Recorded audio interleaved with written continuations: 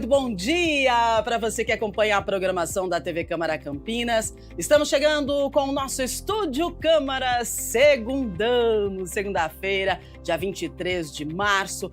Hoje a gente conversa sobre um sentimento coletivo, quase uma nostalgia nacional. Você que tem a sensação aí de que a seleção brasileira e até a Copa do Mundo não são mais como antes?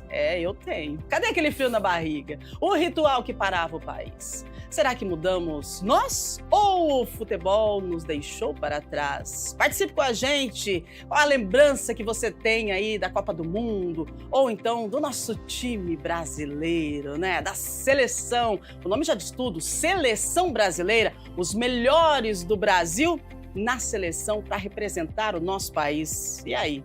Será que toda essa paixão nacional ficou para trás? Manda para a gente a sua participação, conversa conosco. Olha, hoje aqui nós temos experts em futebol e também saúde mental para a gente unir tudo isso e descobrir o que está acontecendo, por que muita gente nem lembra que vai ter Copa do Mundo e que o nosso time vai jogar. Vamos conversar. 1997-829-3776. Manda para a gente a sua mensagem. Enquanto você manda a mensagem, eu atualizo algumas informações, a previsão do tempo. Daqui a pouquinho vamos apresentar aqui os nossos convidados, o nosso time que entra em campo hoje aqui no Estúdio Câmara. Muito bem, vamos lá. A Câmara Municipal de Campinas realiza hoje, segunda-feira, uma agenda movimentada de reuniões e votações, com destaque para a análise de dezenas de projetos. Às 14h, a Comissão de Educação e Esporte promove a segunda reunião ordinária deste ano, quando serão analisados pareceres de 17 projetos de lei. Entre os destaques está a proposta que institui o Dia Municipal em memória aos animais vítimas de maus tratos, a ser celebrado no dia 4 de janeiro,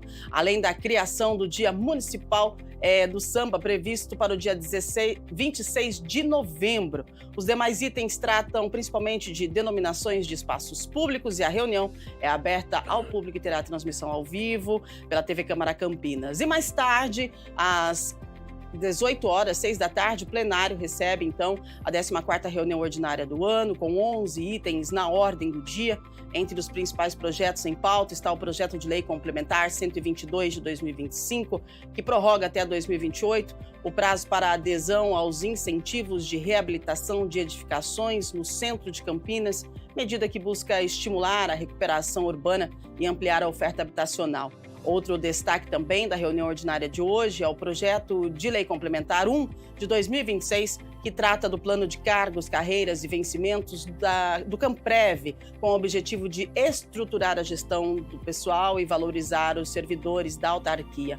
A pauta inclui também propostas como criação de caminhada da juventude no calendário oficial, concessão de títulos e denominação de espaços públicos. A sessão será realizada no plenário da Câmara, acesso pela Avenida Engenheiro Roberto Manche, número 66, transmissão ao vivo aqui pela TV Câmara Campinas, pelo canal do YouTube também, e você é convidado especial para participar.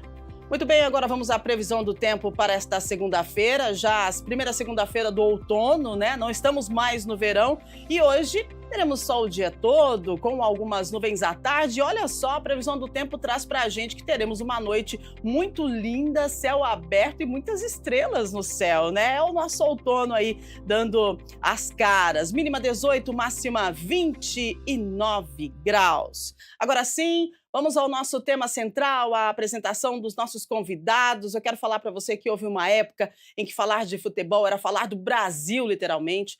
Entre 1958 e 1970, o mundo aprendeu o que era o futebol arte, com dribles, alegria, a maestria brasileira.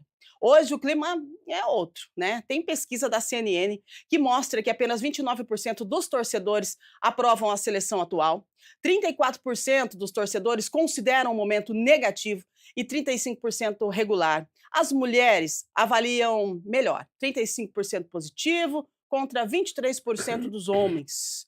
E quanto mais velho o torcedor, pior a percepção referente à seleção brasileira. Então, a gente vai tentar entender o que está acontecendo. Para esse debate hoje, a gente recebe a nossa psicóloga esportiva. Ela fala com a gente através da internet, pelo Zoom. Andréa Batista, seja muito bem-vinda. Bom dia para você. Bom dia, Rubens. Com você, falando sobre, né, que é sobre futebol brasileiro, sobre a seleção. tenho certeza que vai ser.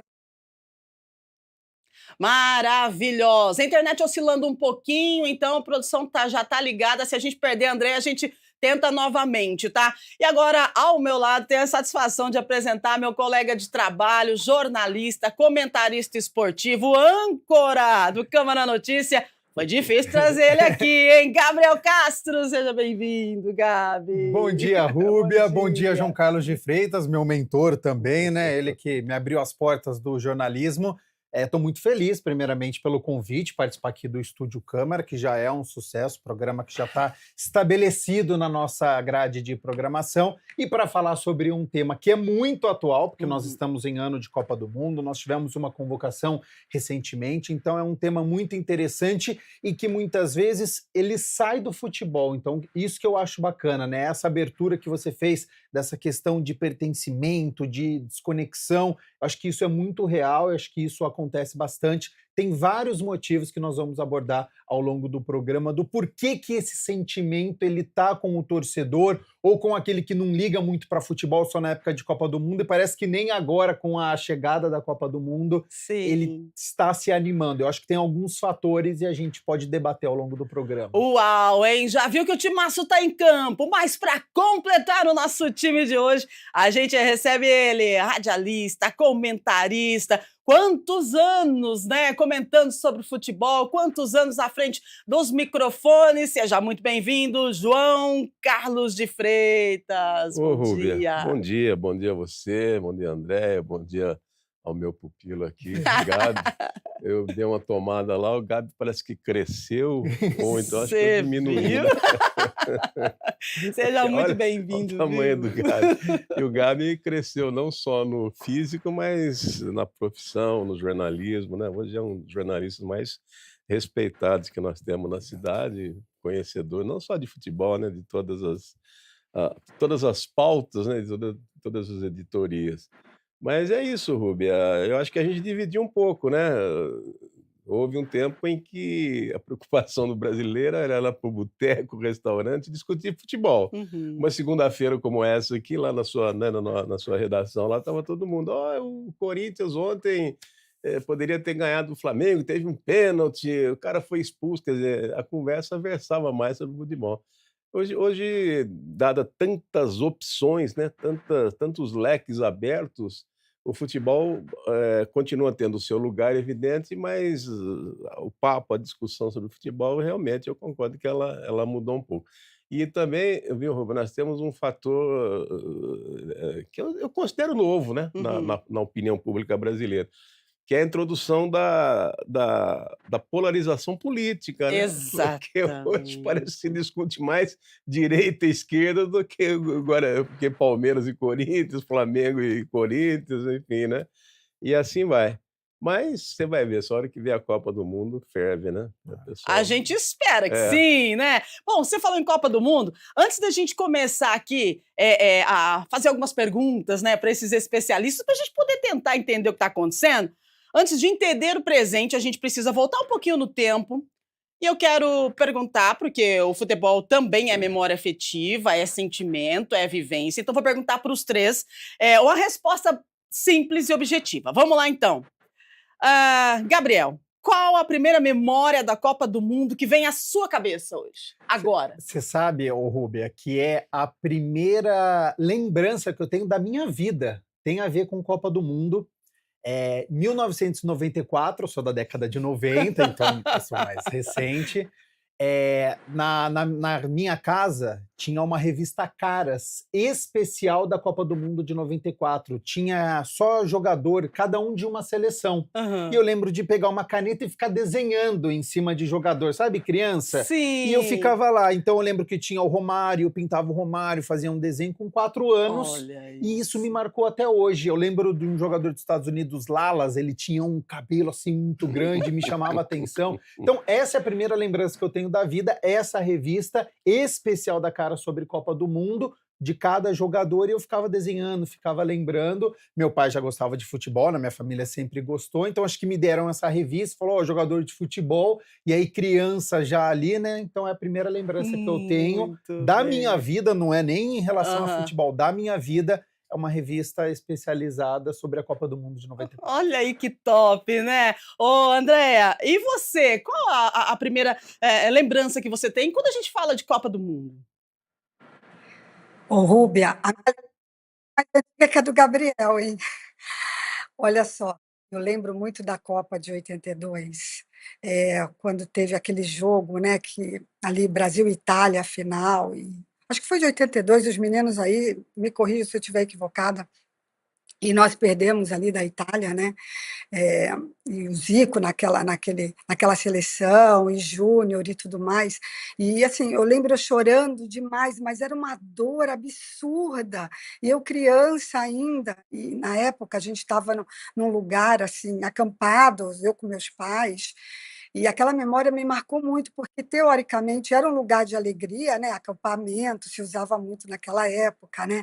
Ali com a barraca e todo mundo, o acampamento inteiro reunidos ao entorno da Copa, ao entorno do jogo, né? E viemos uma construção de jogos até chegar ali à final. E não aconteceu, e aquela seleção realmente era uma coisa incrível, hoje marcada até hoje.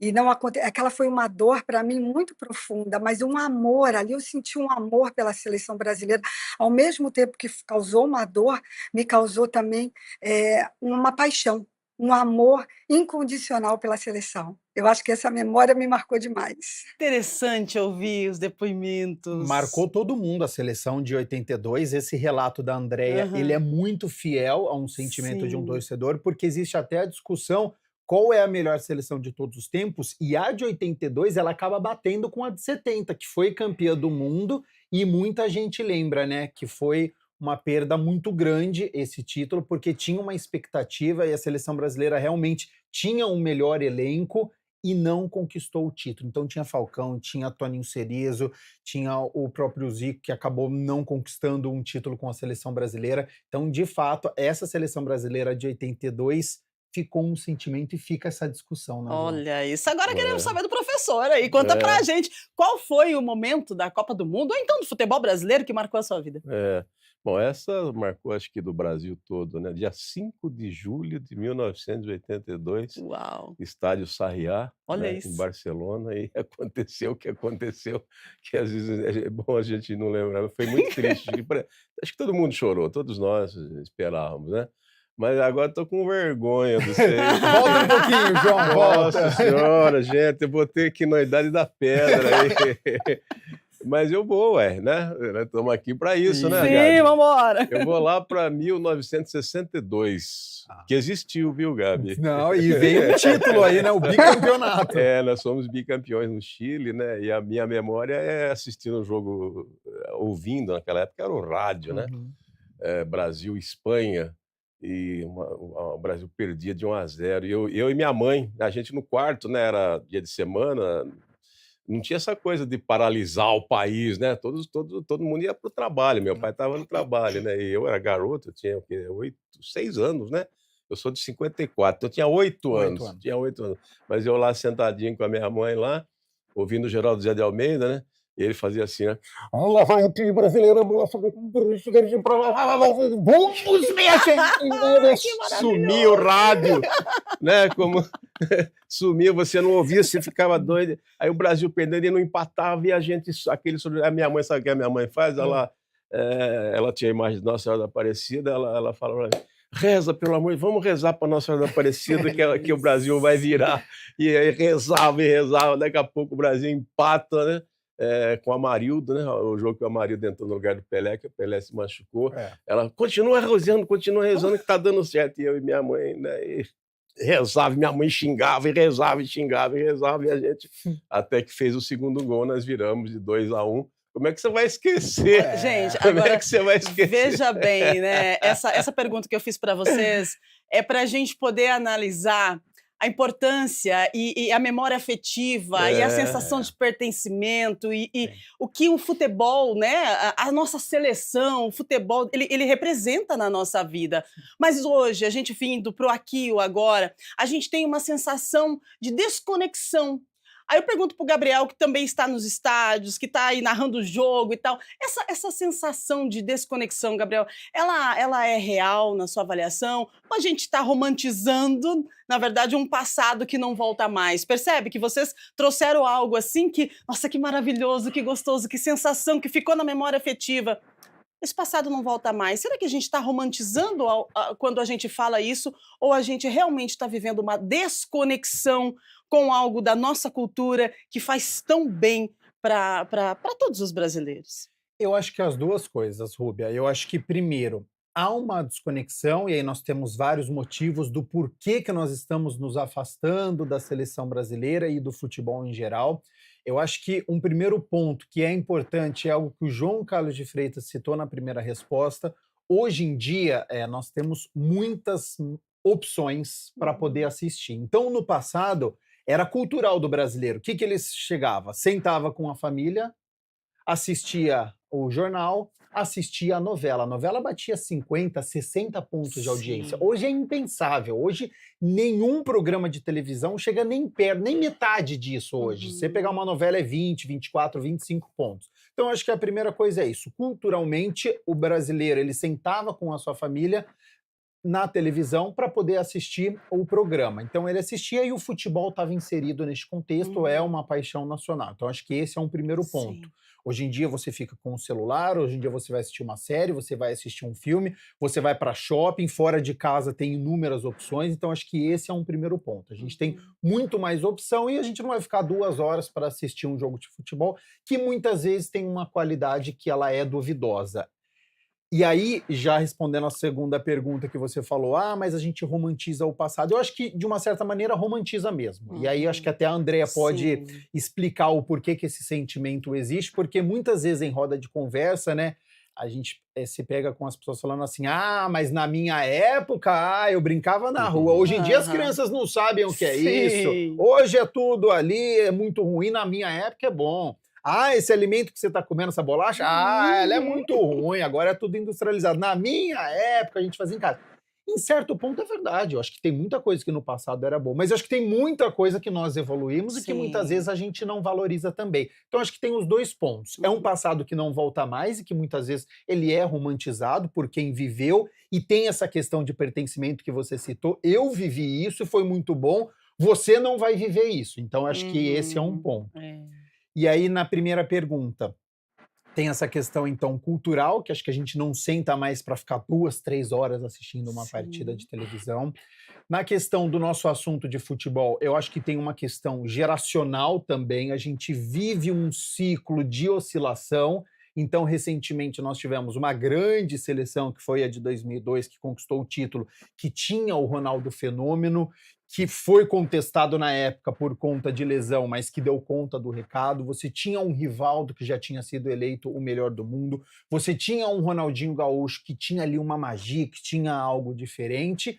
E aí depois nós oscilamos ali, a gente ficou ali, mas quem que é o nosso jogador referência? Quem é aquele jogador que não pode deixar fora da convocação? E aí já começou a discussão, e aí eu acho que entra também nessa questão do Neymar, que poderia ser esse jogador de um nível de Ronaldo Fenômeno, que está lá de top, mas que ele não consegue chegar neste nível de futebol, e que o extracampo dele acaba chamando muita atenção, e aí vem o mundo do entretenimento e meio que rouba o Neymar do esporte. E aí acaba tirando o Neymar. E aí nas páginas o Neymar ele fica muito mais de quem é a namorada dele, quem é a mulher dele, quem é o filho dele, onde ele tá na balada, o que que ele tá jogando, o que que ele tá fora do esporte. E aí ele não se ajuda também, porque daí tem muitas lesões e ele não consegue. Então eu acho que essa questão de geração, quando a gente apostou muito no Neymar, e é uma questão dele, e aí pode ser uma expectativa nossa, que nós colocamos nele, talvez de uma maneira errônea, porque ele tem a vida dele, se ele quiser ter um extracampo totalmente fora do futebol, é um problema dele, mas a partir do momento que ele não consegue corresponder em campo, ele é cobrado, e aí tem essa questão que o João falou do mundo polarizado, porque daí ele Uhum. se envolveu com política também, e se Sim. nós estamos na política de um lado e de outro, ele acaba indo para um lado, quem não é do dele acaba tomando isso em consideração também, e aí leva, então se ele é desse país, eu não quero mais o Neymar na seleção brasileira, e aí vive uma discussão. Nossa. Então eu acho que esse fator da geração e de a gente colocar esperança em um só jogador acabou prejudicando também. Gente, olha só que impressionante, né? O Andréa, tudo isso que o Gabriel trouxe pra gente e a memória afetiva que nós trouxemos no início do programa, né? Quando essa memória afetiva se enfraquece, o que que acontece com a identificação, né, do torcedor com a seleção, né? Porque olha só, vocês trouxeram memórias brilhantes. Aí o Gabriel veio agora e trouxe toda essa questão que está acontecendo no aqui e no agora. Então, o que que acontece com a identificação? O que que acontece com esse nosso senso de pertencimento? A frustração, a expectativa? É meio confuso tudo isso, não é não? É, sim. E o Gabriel falou uma coisa muito interessante, né? Existe, a gente não pode esquecer do nosso tempo, né? Então, por exemplo, lá atrás, a seleção brasileira, que o Gabriel falou muito bem, era um ponto muito central nosso do esporte, né? Além do nosso futebol, ser aquele futebol arte. Aquele futebol maravilhoso, aquele futebol que encantava. Então, realmente, o Brasil parava para ver. Era um senso de pertencimento. Na verdade, eu diria que esse senso, a gente não se desconectou do futebol. O que acontece é o seguinte: o Brasil, o futebol para o brasileiro é uma coisa muito forte. Nós somos o único país pentacampeão do mundo. Então, é como se o brasileiro falasse: meu Deus, eu estou no topo no futebol do mundo, eu não quero perder isso, você entende? E aí o que acontece? Acontece que a nossa seleção hoje ela ainda está ali, né, batalhando, ganhando ainda, né, vamos dizer assim, um status de favorita e tudo mais. Então, isso para o brasileiro não deixa de ser uma dor. Porque ele não quer perder esse status, você entende? Ele não quer perder o status de ser o melhor futebol do mundo.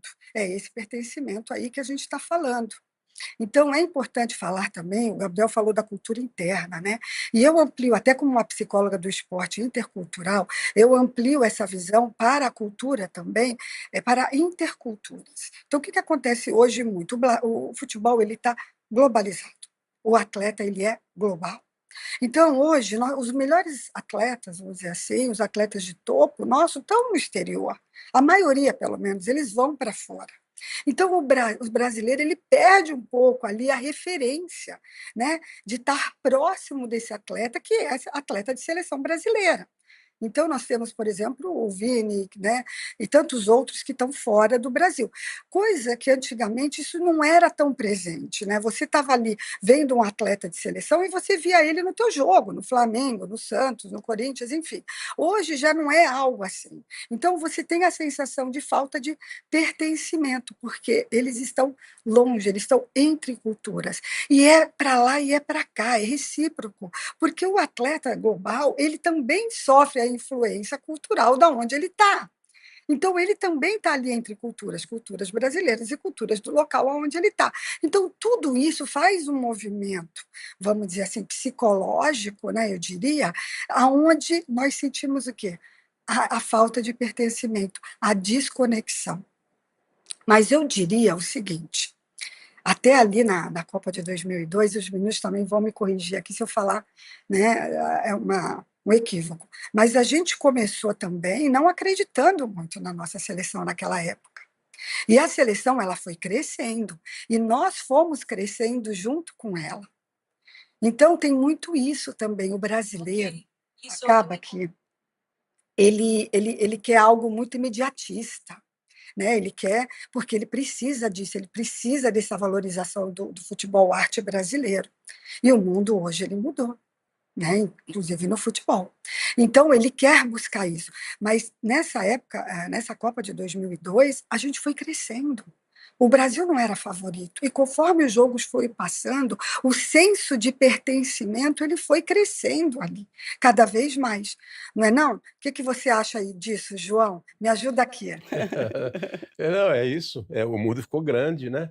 Você pega um menino hoje, um garoto, para quem você torce? Pergunta, né? Ele fala, eu sou Barcelona, né? Eu sou Real Uhum. Madrid, eu sou Manchester City, eu sou Arsenal, enfim, né?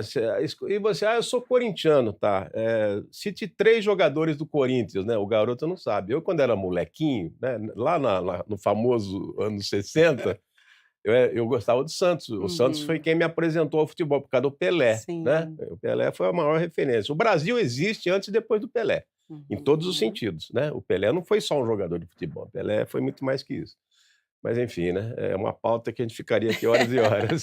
Mas Isso. me fala assim, qual é o seu dia? Eu gosto do Santos. Você conhece a escalação do Santos? Eu falei, Gilmar Lima, Mauro, Dalmozito, Calvedor, Balmingol, Pelé e Pepe. Ih, ra Estava na cabeça como está até Muito hoje, né, bem. a famosa memória afetiva. Aham. Hoje a gama de informação é muito grande, né, está aí a internet que mudou o mundo, não é mesmo? A própria globalização, como está ali ali no Uhum. rodapé. E, portanto, essa influência, né, essa penetração de outros futebols, né, de outros futebols Exato. aqui dentro da cultura brasileira. E houve uma diluição. E aí há uma desconexão, do torcedor com o jogador da seleção. Por Uhum. exemplo, se você for ao Largo do Rosário e fizer uma pesquisa e perguntar assim para eles, para a torcida: "Quem é Ibáñez?", eles vão pensar que é um uruguaio, que é um argentino, Equatoriano. né. Mas Aham. quem é esse Ibáñez? Pô, Ibáñez é jogador que foi convocado para a seleção Olha aí, brasileira, não é olha mesmo? só. Se perguntar, por exemplo, um jogador que é conhecido, né, mas o grande público é capaz de não conhecer, chama-se João Pedro. É hoje a sensação, do ataque mundial, né. É vice-artilheiro da Premier Premier League. League e tal. Uhum. Mas se você fizer uma geral, muita gente não vai conhecer.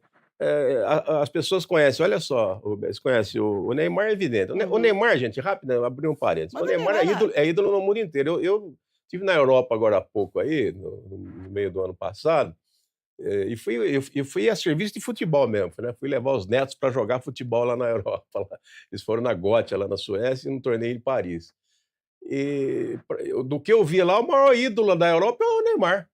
Olha isso. Por exemplo, na Suécia, eu estive lá em Gotemburgo, que é uma cidade de referência, porque lá nós nos sediamos em 58, né, 1958, foi lá que nós começamos a campanha para o primeiro campeonato. Até hoje eles têm uma memória assim afetiva do futebol brasileiro. E o que eu vi lá foi assim: a molecada adora o Neymar, muito mais que Messi, muito mais que Cristiano Ronaldo, que são Uhum. os ícones, né? Então Sim. tem realmente essa conexão mundial, assim como nós gostamos dos jogadores europeus ou brasileiros que estão na Europa, eles também gostam, né, daqueles que são destaque nosso. Então o brasileiro conhece o Vini Júnior, conhece o Neymar, evidente, como eu já citei. Não sei se vai conhecer o Rodrigo, né, que é do Real Madrid, que nem está machucado, nem vai Machucou. disputar a Copa do Mundo.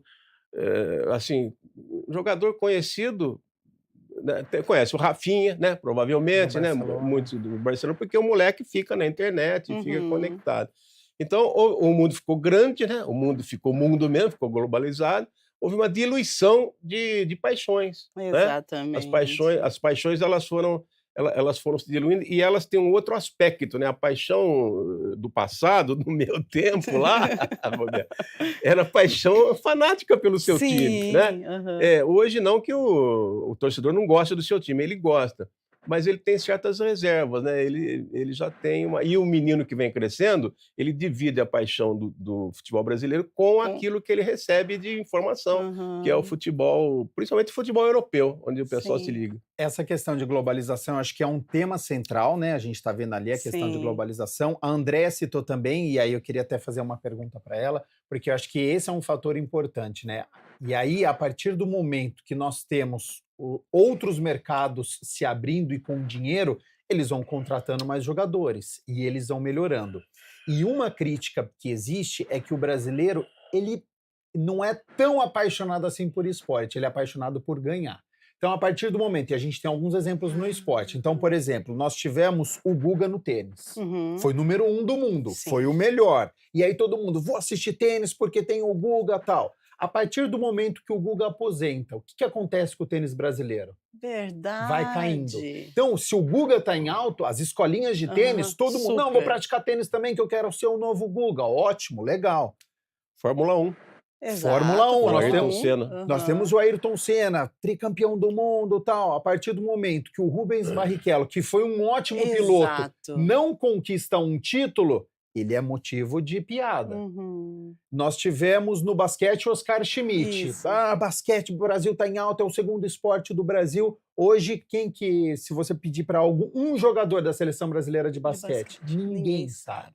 A questão do vôlei. Bernardinho, quantos anos a gente teve um vôlei de alto nível? E o vôlei lá, se liga a televisão, hoje fala um jogador da seleção brasileira de vôlei. Uau, Ninguém verdade, sabe. Gabriel. Então, há uma crítica que o brasileiro ele gosta de ganhar. Enquanto está ganhando, Tá o ótimo. esporte está em alta, está legal. A partir do momento que a gente tem uma intersafra de geração ou algo normal, porque as outras seleções também vão melhorando por conta dessa globalização, Sim. os torneios locais eles vão melhorando, porque a Inglaterra, por exemplo, tinha um futebol paupérrimo. Você assistia a Premier League na década de 90, e não é há muito tempo, o futebol era um horror, era muito fraco. A partir do momento que tem um incentivo financeiro, que a liga cresce, que os principais jogadores vão para lá, o torneio cresce e, consequentemente, o país também acaba crescendo. Então, a Inglaterra começou a ter grandes... Sem os ingleses, né? Sem os Sim. ingleses. Os melhores times do mundo hoje estão na Inglaterra. Só que, assim, a média de participação de jogadores ingleses é muito pouco.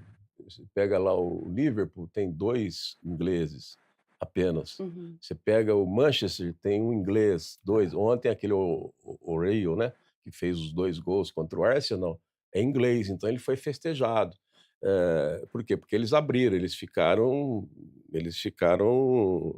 multinacionais, né? É um risco também, porque o que acontece, Rúbia?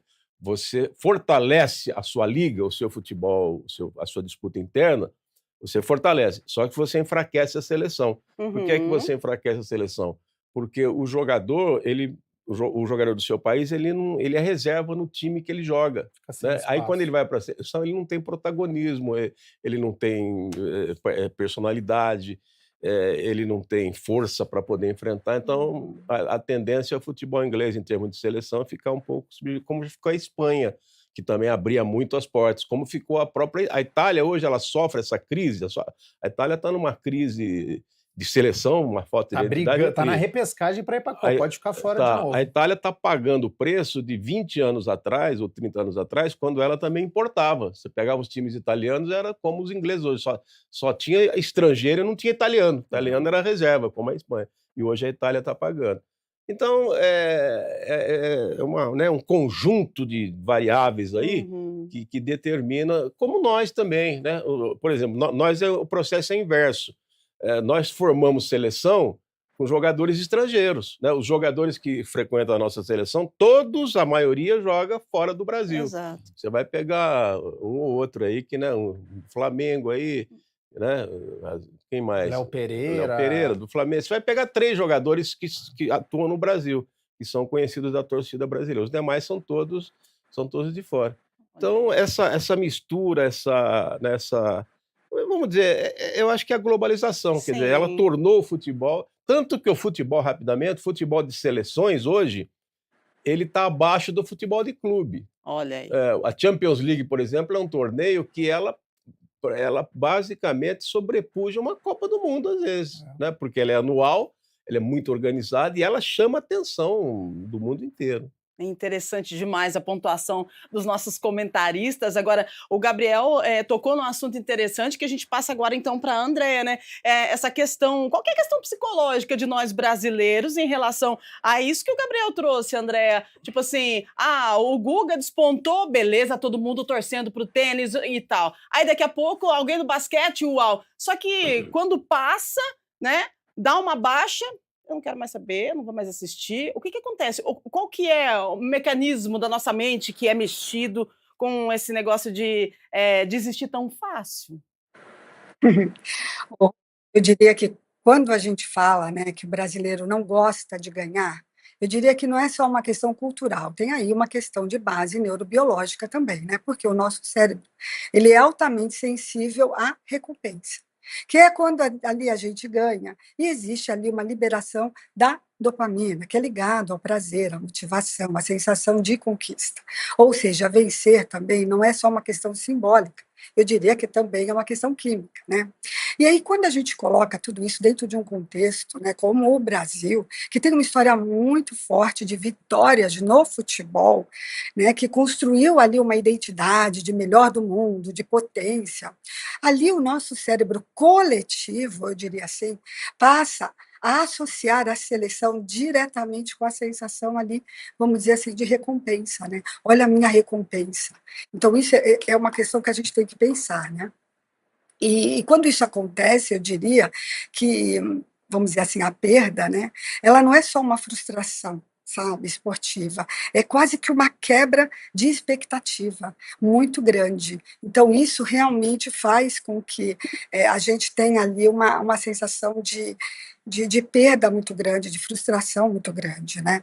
Agora, uma coisa que o João também trouxe ali, é, da gente formar, né, da gente ser um grande exportador de atletas, né? E tem essa questão também da gente não gostar muito de ter ali uma certa proteção em relação ao nosso mercado, né? E até uma discussão aqui que eu quero trazer também.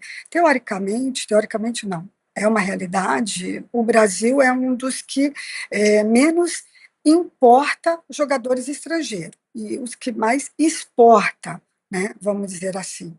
E assim como os nossos meninos, eles também têm um ídolo é, lá fora, né, do Manchester, né, vários jogadores estrangeiros, os nossos meninos, a nossa geração nova sabe o nome de jogadores estrangeiros, que nem o João trouxe também. Lá fora também eles sabem dos nossos jogadores brasileiros, porque é uma realidade para eles.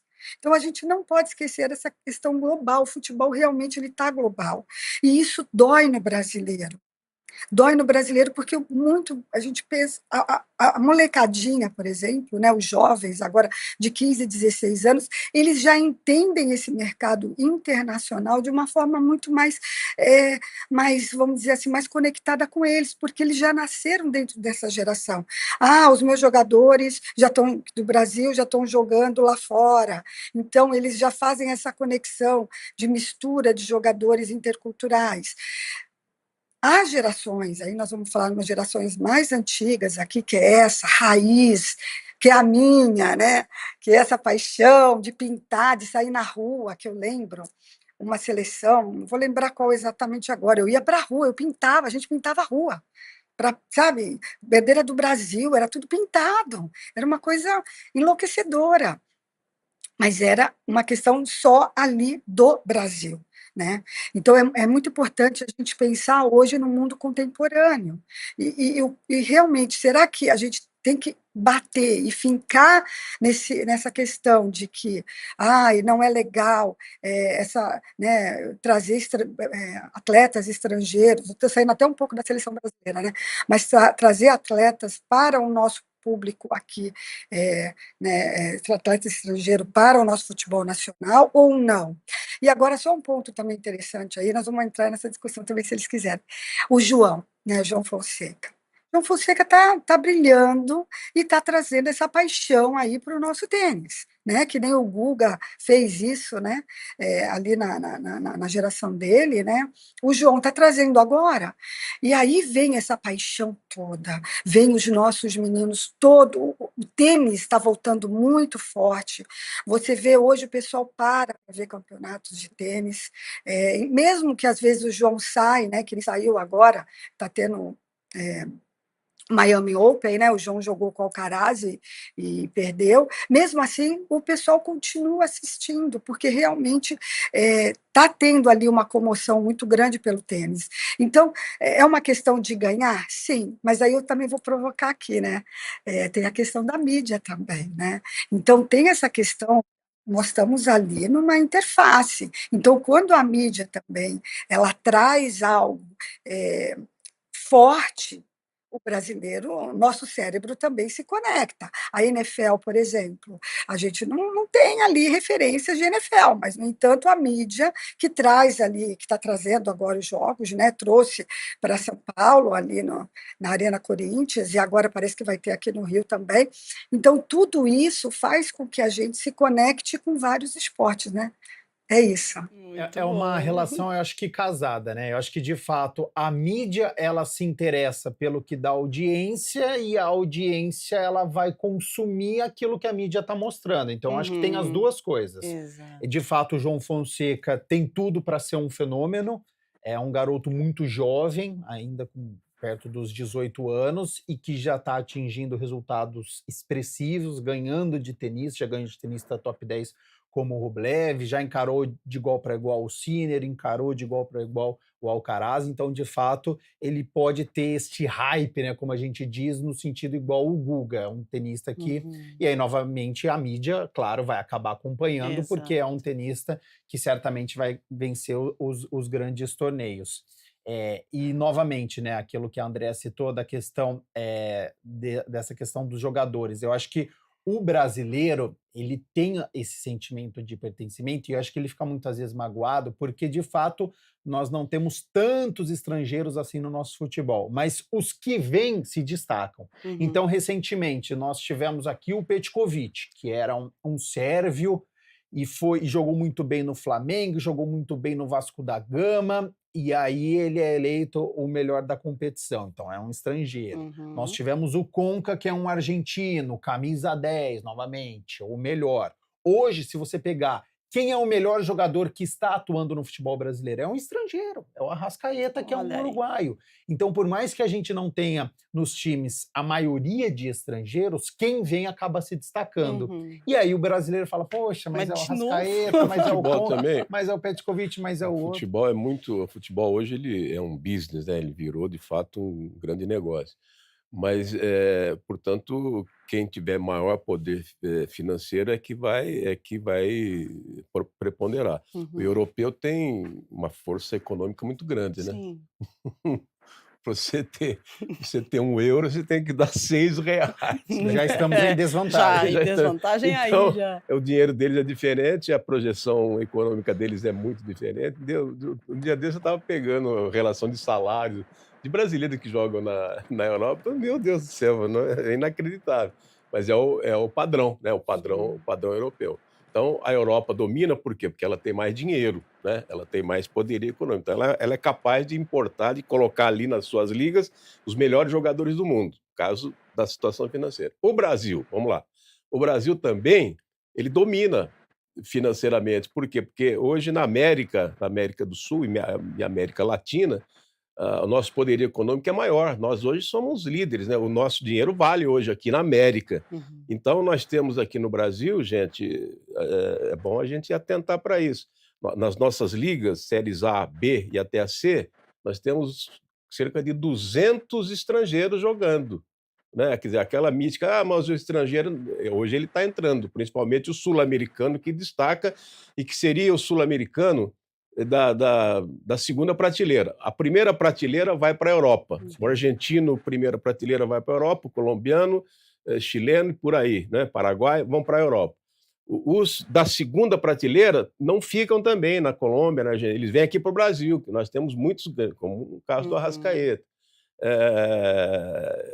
Então, o Brasil também acomodou. Por exemplo, nós temos hoje um jogador europeu, né, que é o Memphis, né, o Memphis holandês, titular da seleção holandesa. Aliás, ontem ele teve uma lesão, é capaz dele ser cortado da seleção holandesa aí nessa janela.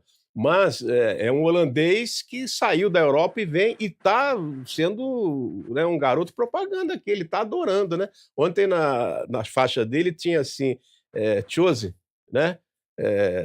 E o distintivo do Corinthians, Chose, né? CH, o distintivo do Corinthians, SENS, escolhido, né? Escolhido, quer dizer, ele escolheu o Brasil, ele escolheu o Corinthians, é um estrangeiro. Temos muitos portugueses, então temos sul-americanos, europeus, alguns e esse que é de destaque, e temos portugueses, alguns portugueses que estão aqui estão se destacando. Então, o dinheiro nosso hoje é capaz de comprar, capaz de dominar essa gama, né?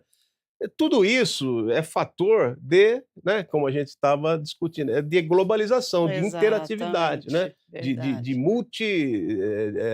De multinacionalidade em termos de você compor o esporte do seu país, do mundo e tal. Uau. E assim E vai. essa questão de mercado ela é engraçada, porque ao mesmo tempo que você tem a questão do dinheiro, então você qualifica, você contrata os melhores jogadores, parece que há uma perda de interesse do torcedor, porque daí vira tanto negócio, tanto mercado, Exatamente. e quantas vezes a gente já não escutou? Ah, mas por que que eu vou me estressar com isso? Eu vou ficar triste, o jogador tá milionário, acaba o jogo, eu vou ficar chorando em casa e ele vai para um Exato. restaurante. Então, acho que esse sentimento está criando uma disparidade muito grande. O jogador está Perfeito. muito milionário, tem muito dinheiro, e o trabalhador no outro dia fala: Ih, eu tenho que acordar Aham, cedo, eu não vou ficar assistindo esse jogo que vai acabar meia-noite. Muito Eu vou bom. dormir aqui, e aí você vai perdendo um pouquinho a paixão, você vai perdendo um pouquinho o interesse, falar, no outro dia eu vejo na internet quanto foi o jogo, e aí você vai se perdendo. Então essa questão de negócio, de mercado, ela pode ser interessante para o produto futebol, Sim. mas isso vai afastando o torcedor, ele vai vendo milhões de reais e ele com um pouquinho, e aí isso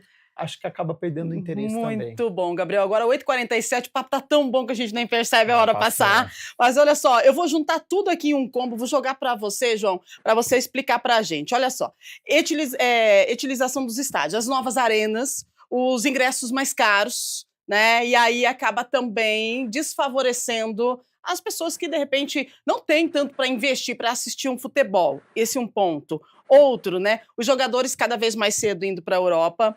Outro ponto, crises na seleção brasileira, as trocas constantes, né? Outra situação aqui, a camisa amarela politizada, né? A nossa verde amarela politizada. E o clubismo, né? As pessoas com o seu amor aí aos clubes, acabou, de repente, deixando um pouco de lado a seleção brasileira, porque o clube está aqui na minha frente, poxa vida, aqui em Campinas, né? Quem torce pro Guarani, quem torce pro Ponte Preta, tá em casa. E você tem a sensação de pertencimento. Agora eu vou torcer para a seleção brasileira, não sei nem quem é que tá jogando, né? E aí não lembro de... Poxa vida, o cara veio, tá, se destacou na seleção brasileira, mas ele é lá de outro país. Não faz muito parte disso. E aí tem a questão da CBF também. Eu gostaria que você, tudo isso que eu coloquei aqui, eu gostaria que você trouxesse para a gente a sua avaliação e se isso faz parte realmente dessa questão que a gente está falando da falta de pertencimento, de interesse. E a Copa do Mundo está chegando aí e a gente tem tantas questões para falar e, de repente, para poder minimizar e tentar voltar essa paixão, voltar a torcer com fervor, pintar a cara de verde e amarelo sem dar a entender Sem que nós política. estamos puxando para algum lado político. Não, a gente só quer torcer pelo nosso Brasil, nosso futebol. Que É isso? verdade. Não, tudo isso é fato, né?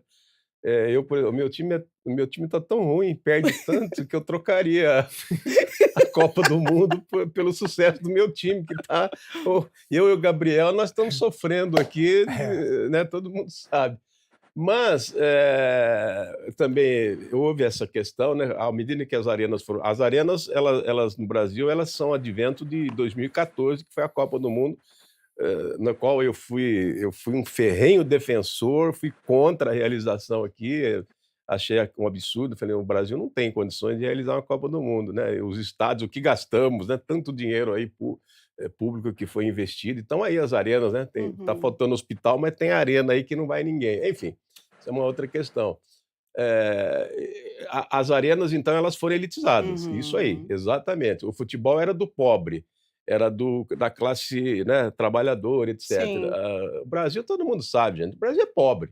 O Brasil é pobre. O Brasil ele tem uma camada privilegiada, né?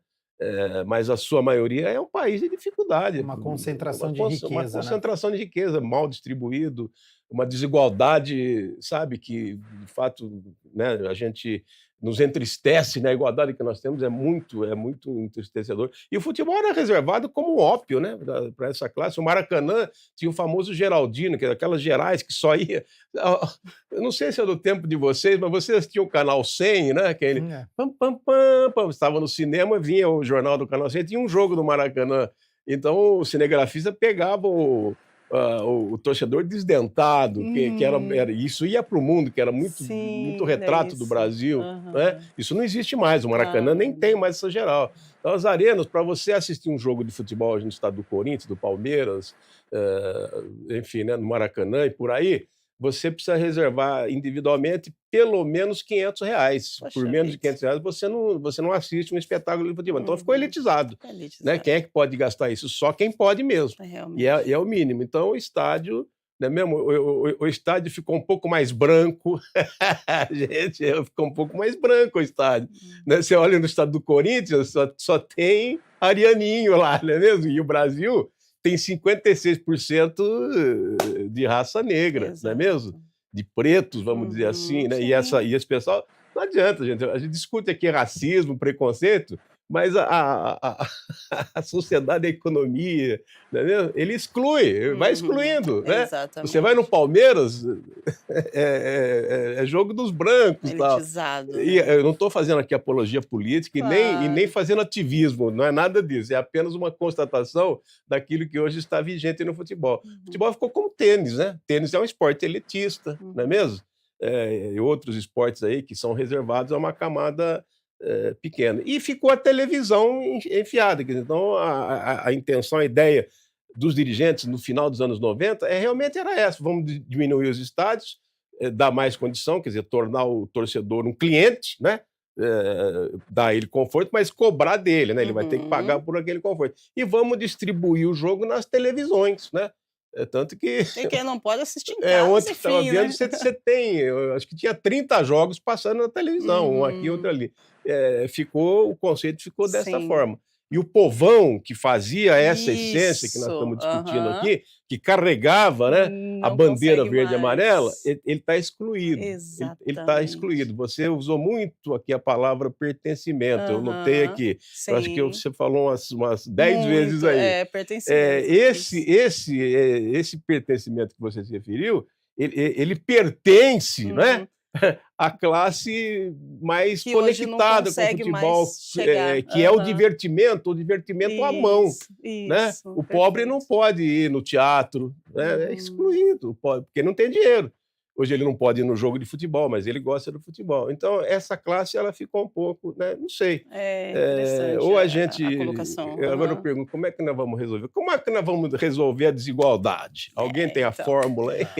O setor popular eu acho que é uma alternativa, né? Que alguns clubes, né? Eles acabam discutindo de colocar um ingresso mais barato para este acesso. Mas é o que o João falou, né? Como o futebol virou uma questão de mercado, fica caro, porque tem estacionamento, porque tem alimentação e tudo que envolve o futebol, você vai acabar gastando esse valor que o João citou. E só para dar um rápido pitaco, sei que a gente já está na nossa reta final, mas acho que a questão do calendário também acaba prejudicando. Isso que você citou é importante, né? Mas o torcedor ele acaba preferindo o clube do que a seleção brasileira. Porque o que acontece? Se você convoca um jogador do seu time, muitas vezes por conta do calendário, as datas batem. Então a seleção brasileira joga numa quarta-feira, o meu time joga na quinta.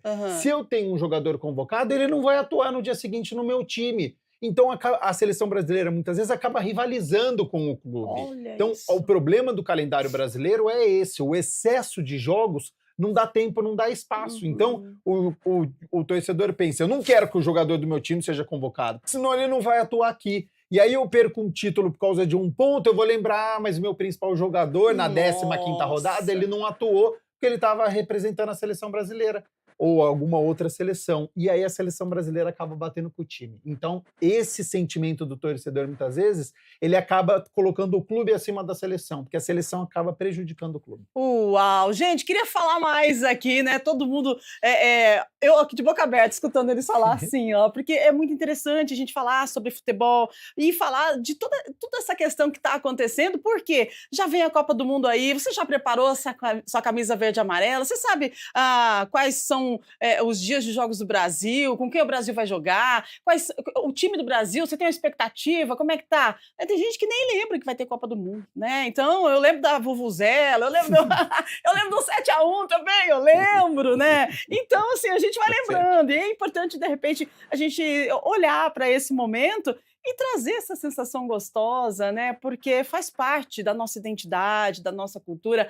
E tanto é que tem gente participando conosco, ó. A gente foi liberado para a gente ir até 9h05, porque então a gente faz o seguinte: uma pergunta para cada um. O telespectador está mandando pergunta aqui. E a gente tem muito para falar sobre isso, mas já já a gente tem que entregar. Então vamos lá, pode colocar na tela, produção, por gentileza. Vamos ver. Para quem que a gente direciona essa? A Rebeca Costa, do Jardim Chapadão. Com tantos craques jogando na seleção, não faz sentido perdermos tanto. Será que o problema não está na pressão psicológica que sentem ao vestir a camisa verde e amarela e carregar toda a expectativa do Brasil? A gente pode direcionar essa para você, nossa psico. Vamos lá. Qual que é o problema? Qual que é esse negócio de expectativa, pressão psicológica? Olha só, Rubens, se eu soubesse a resposta disso, eu estaria, entendeu? Né? O que a gente está fazendo, eu acredito que o nosso técnico, né, da seleção brasileira, aí, o Ancelotti, está fazendo um bom trabalho, a gente tem que acreditar nisso, né? E como a gente falou o tempo todo, o brasileiro tem muito essa questão de vencer, vencer, vencer, e é um processo, né? É uma construção. Eu acredito que, por mais que estejamos desanimados com essa Copa, eu ainda acredito que quando ela chegar, sabe, vai voltar esse senso de pertencimento, as pessoas, ainda mais se a nossa seleção for avançando, né, ali nos jogos, for ganhando, porque também é uma construção, né? Se eu não me engano, são 8 jogos ali, eu não tenho certeza. E o que acontece? Você vai jogando e eles também vão se conectando ali. É um período que eles vão, que os jogadores, porque é que nem a nossa telespectadora que falou, são pessoas, são jogadores de vários lugares do mundo, aqui do Brasil, da Europa, enfim, de vários lugares. Então essas pessoas, elas não jogam juntas. Elas têm que se conectar. E isso é importante, essa conexão. E essa conexão ela vai acontecer também no decorrer da Copa, sabe? Então, ali, por isso que existe também as concentrações, por isso que existem os amistosos, exatamente para já começar essa conexão, porque isso é fundamental num processo. Agora, eu queria perguntar aqui para o João qual que é o time dele aqui. Eu fiquei Olha aí. curiosa. Você faz uma pergunta difícil. Não, mas eu falo, não tenho Muito essa. bem. Não sou um cronista que eu acho que não tem problema. Eu sou do tempo que. Do tempo não, eu sou a favor de você dizer o seu time e ser respeitado. É isso Perfeito, aí, né? isso Entendeu? mesmo. Como a gente respeita o Concordo time dos contigo. outros. É isso Não é aí. mesmo? Mas eu acho que não está difícil de adivinhar meu time, né? Meu time é branco e preto, tem uma faixa, chama-se Associação Atlética Ponte Preta. Olha Não é mesmo? aí, hein? A Muito... macaca. A macaca, muito bem. Vai lá, Galo. A gente chama de macaca querida. Macaca macaca querida. querida. Ô, Rúbia, eu acho que sobre essa pergunta da nossa telespectadora, né? Eu acho que a Sim. gente tem um longo caminho a percorrer, porque eu acho que tem muito preconceito ainda em relação à psicologia no esporte. Eu já Uhum. entrevistei muitos esportistas, até psicólogo, o Serapião, que acho que é muito famoso, né, Muito João? famoso. Fez um muito trabalho famoso. já É um dos com- pioneiros na área de É, psicologia. fez um trabalho até em vários clubes e ele foi muito feliz. E o jogador ele tem dificuldade em se abrir como profissional, ele não entende o trabalho que está sendo realizado, ele não conta.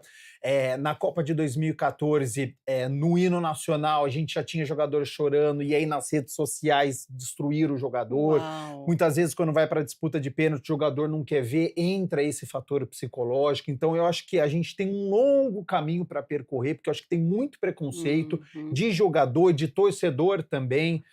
Eu acho que todo clube deveria ser obrigatório, teria que ter um psicólogo Uhum. trabalhando no dia a dia, Perfeito. não só em dia de partida, porque a Uhum. pressão realmente é muito grande. Eles ganham muito dinheiro, mas a pressão também é muito grande para estar vencendo o tempo todo. Então, eu acho que a gente E tem o esse longo problema caminho. emocional é assim, o futebol tem 4 conceitos, Uhum. que o jogo da bola.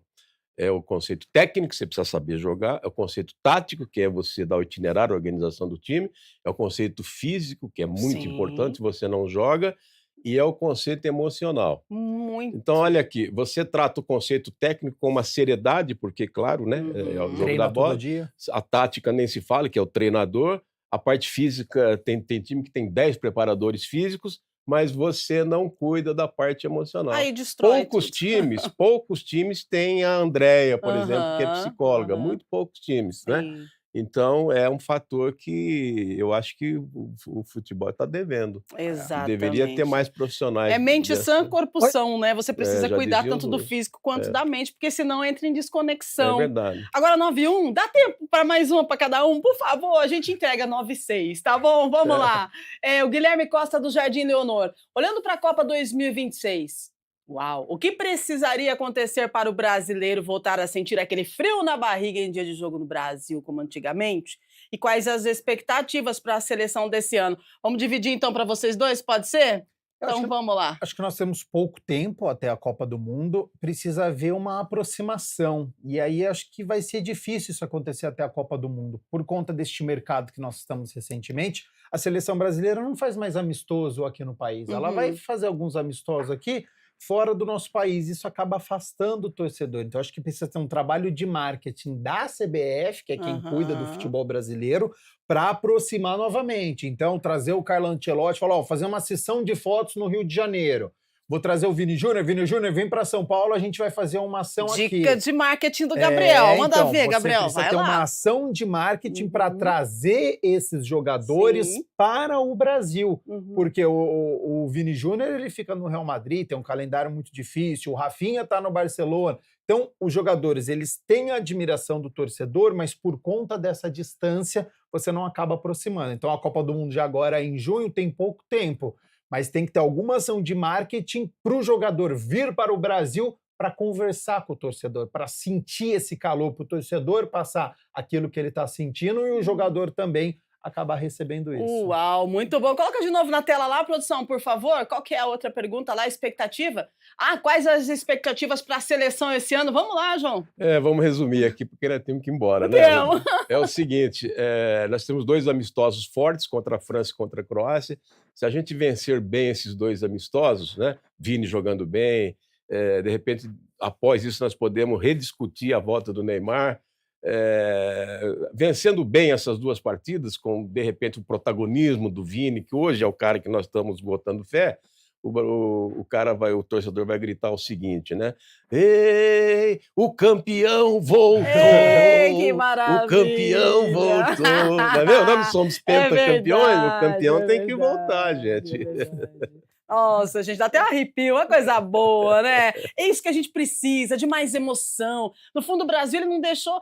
o brasileiro, né? O nosso Brasil não deixou de amar o futebol, né? Só não se reconhece mais na seleção. Então, talvez, o desafio não seja apenas ganhar, mas voltar a se emocionar, né? Voltar a torcer, voltar a pintar o rosto, a vestir a camisa do Brasil e cantar e torcer e rezar que nem a sua mãe, né?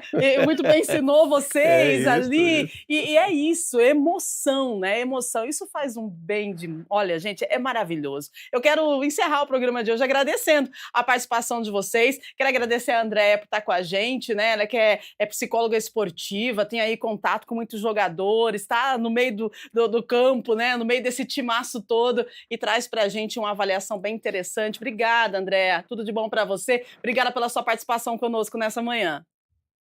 Obrigada, Rúbia. Obrigada, Gabriel, João. Foi um prazer enorme estar aqui com vocês. E olha, como eu falei, eu ainda acredito que essa conexão vai voltar assim que a Copa começar, hein? Vamos torcer para isso. Bora que bora, a gente espera também, né? João, muito obrigada pela sua participação, trazer aqui toda a sua experiência com a gente, maravilhoso. Isso, eu agradeço, legal conviver com vocês, né? A New Generation aqui.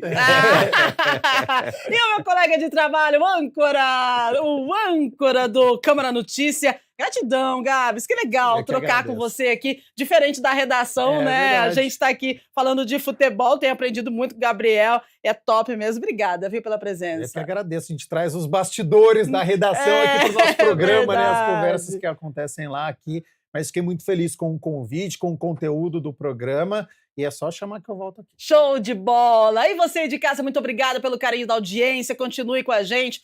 Lembrando que nós temos hoje reunião ordinária às 18 horas, tem também toda a movimentação da Câmara de Campinas, que é transmitida aqui pela TV Câmara Campinas, também pelo nosso canal do YouTube. Ao meio-dia tem ele, Gabriel Castro, com o Câmara Notícia, trazendo informações do Legislativo, atualizando tudo para você. A Íria tá chegando aí daqui a pouco também, a nossa jornalista de inteligência artificial, atualizando todas as informações, Campinas, Brasil, mundo, e a programação da TV Câmara Campinas sempre preparada com muito carinho, muito profissionalismo para você que está aí do outro lado acompanhando a gente. Beijo grande, uma semana linda, bora torcer pro nosso Brasilzão, fica bem e a gente se fala amanhã se Deus quiser. Tchau, tchau, valeu!